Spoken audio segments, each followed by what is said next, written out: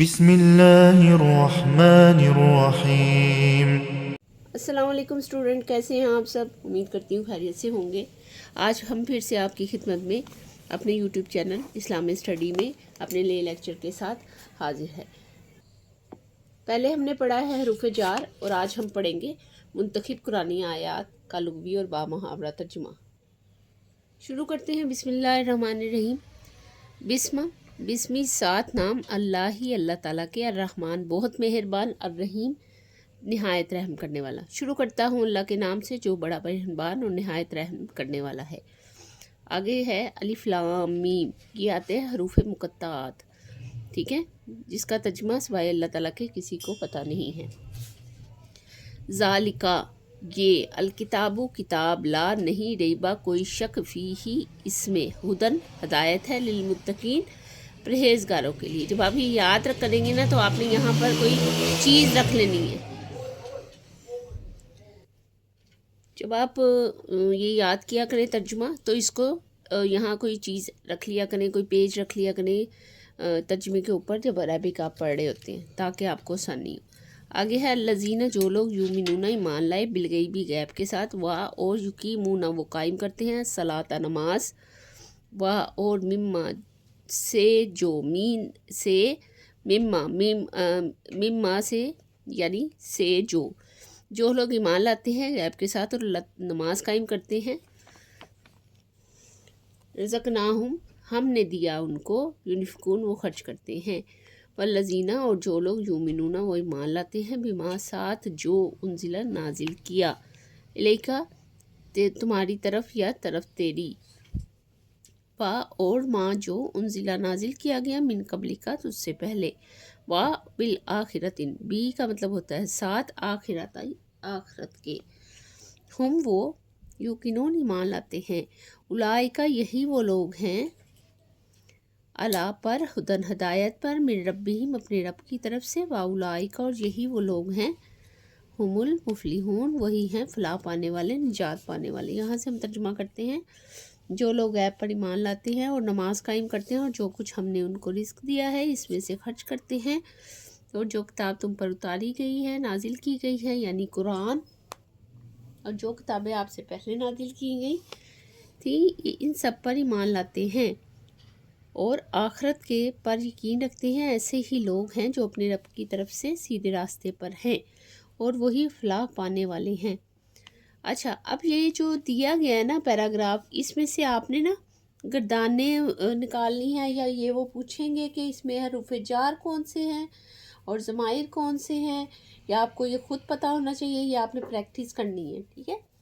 اب یہ الذین جو ہے یہ موصول ہے، اس میں موصول یہ آپ نے نہیں ابھی پڑھا ہے۔ یؤمنون کیا ہے؟ یہ مضارع ہے۔ بما کیا ہے؟ بما ساتھ جو ضمیر ہے، بی با کے ساتھ حرف جار کے ساتھ اس کا ترجمہ کیا گیا ہے، ٹھیک ہے۔ اس کے بعد ہے قبلی کا، یہ نہیں آئے گا، بالآخرتن میں با جو ہے حرف جار ہے، ہم جو ہے وہ ضمائر میں سے ہے، یوقنون یعنی وہ یقین رکھتے ہیں، یہ مضارع ہے، الا جو ہے حرف جار ہے، اور من بھی حرف جار ہے، اور وا بھی حرف جار ہے، ہم یہ ضمائر میں سے ہے۔ اس طرح سے آپ نے اس کی خود سے ایکسرسائز کرنی ہے کہ اس میں ضمائر کون سے ہیں اور حروف جار اور کون کون سی جو ہے گردان یا فعل استعمال کیے جا رہے ہیں۔ اب ہم پڑھیں گے عربی قواعد، اس میں بھی آپ کو کافی جو ہے مدد مل جائے گی۔ جیسے انزلہ فعل ماضی ہے، یقیمون فعل مضارع ہے، قبلکا میں کا ضمیر ہے تو یہ ضمائر میں سے ہوا، للمتقین میں لام، الیکا میں الا اور الا من فعل ماضی مجہول، یؤمنون فعل ماضی ہے مجہول، یہ فعل مضارع میں دیکھ لیتے ہیں، یقیمون، یؤمنون، یوقنون، ینفقون، اس طرف سے دیکھیں آپ، یہ جو ہے یہ فعل مضارع ہے، ضمائر میں یہ اس سائڈ سے دیکھیں گے تو آسانی ہوگی، متقین جو ہے حروف جار ہے، اور یہ سارے اس میں حروف جار ہیں۔ آگے آ جاتے ہیں حروف مقطعات، الف لام میم یہ حروف مقطعات ہیں، اس سے مراد کٹے ہوئے حروف ہوتے ہیں، مقطعات سے مراد جو ہوتا ہے وہ کٹے ہوئے حروف ہوتے ہیں، یعنی علیحدہ علیحدہ پڑھے جانے والے حرف۔ قرآن کریم کی 29 صورتوں کی ابتدا حروف مقطعات سے ہوتی ہے۔ اب یہ جو ہے یہ ایم سی کیوز ہے، یہ امپورٹنٹ ہے پیراگراف میں، یہ اکثر آیا ہوا ہے، اس لیے آپ نے یہ کر لینا ہے، یا اس کو جو ہے وہ چوائس میں دے دیتے ہیں، وہ بھی آپ نے دیکھ لینا ہے۔ ان حروف کی کل تعداد 14 ہے جو قرآن کریم میں استعمال ہوئے ہیں۔ اب یہ قرآن کریم میں جو استعمال ہوئے ہیں یہ بھی آپ کو یاد ہونے چاہیے۔ جو حروف مقطعات ہیں ان کی تعداد کتنی ہوئی؟ 14۔ اور کتنی صورتوں میں استعمال کیا گیا حروف مقطعات کو؟ حروف مقطعات کو 29 صورتوں میں استعمال کیا گیا، ٹھیک ہے، یہ تو ہو گیا کلیئر۔ اب یہ دیکھ لیتے ہیں کہ 14 جو ہے حروف مقطعات وہ کون کون سے ہیں۔ الف لام میم، الف لام میم صاد، پھر یہ ہے، پھر طٰہٰ ہے، پھر طٰ سین میم، یہ سارے آپ نے نا اچھے طریقے سے یاد کر لینے ہیں، اور یہ کویسچن آ جاتا ہے کہ حروف مقطعات جو ہیں وہ کتنے ہیں اور وہ ان کے نام لکھیں، یا حروف مقطعات لکھیں اور ان کی کل تعداد لکھیں۔ مفسرین نے حروف مقطعات کی درج ذیل تعویلات کی ہیں۔ یہ حروف ان صورتوں کے نام ہیں جو صورت کی افتتاحیہ ہیں، یہ مشتبہات میں سے ہیں۔ یہ صورتوں کا افتتاحیہ ہیں، یہ مشتبہات ہیں، اور اس کے علاوہ جو ہے یہ خلفائے راشدین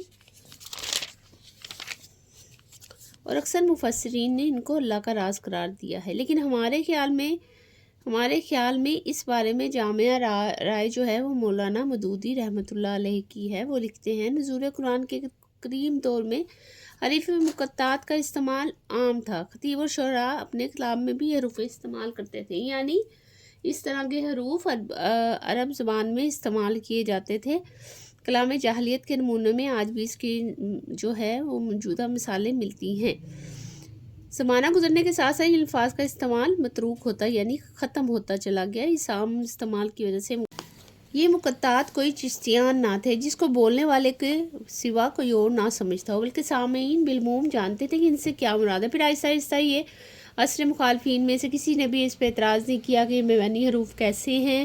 یہی وجہ ہے کہ یہ پہلے بولے جاتے تھے، آج کل میں یہ موجودہ دور میں بولے نہیں جاتے۔ صحابہ کرام رضی اللہ تعالیٰ عنہ سے بھی اسی کوئی روایت موجود ہے کہ انہوں نے نبی کریم صلی اللہ علیہ وسلم کے ان کے معنی پوچھے ہوں، ٹھیک ہے، کیونکہ اس کے معنی کے پیچھے نہیں پڑنا چاہیے، اس کے معنی ضمنی ہیں، یقینی نہیں، مشتبہات ہیں، اور مشتبہات چیزوں سے مسلمانوں کو منع کیا گیا ہے جس میں کسی بھی شک شبے کی گنجائش ہو۔